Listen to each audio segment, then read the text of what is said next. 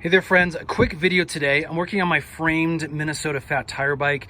It's got a Bluto front fork by Rockshox, which has this through axle quick release. Now there's a way to loosen this. It's just a little bit tricky, but once you know how to do it, it's super easy. Let's get into it right now.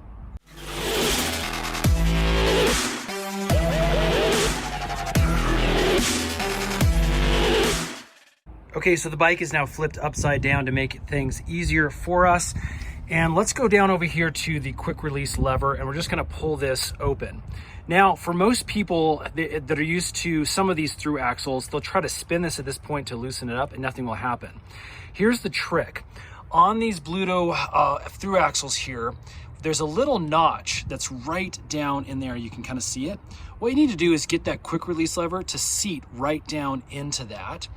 And then once it's seated down into that notch right there, it's gonna give you some leverage against the side of that through axle. And as you can see, things pop off now. Again, you gotta keep it right inside that notch there in order to twist fully out.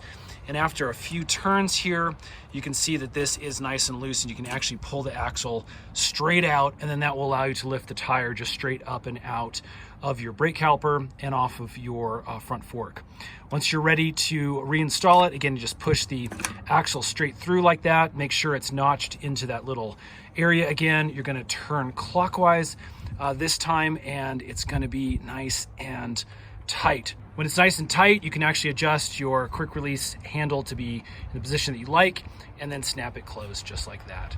Friends, I hope that helps. If it does, hit that thumbs up button. Stay tuned, we got more bike tutorials coming up soon. See you on the next one.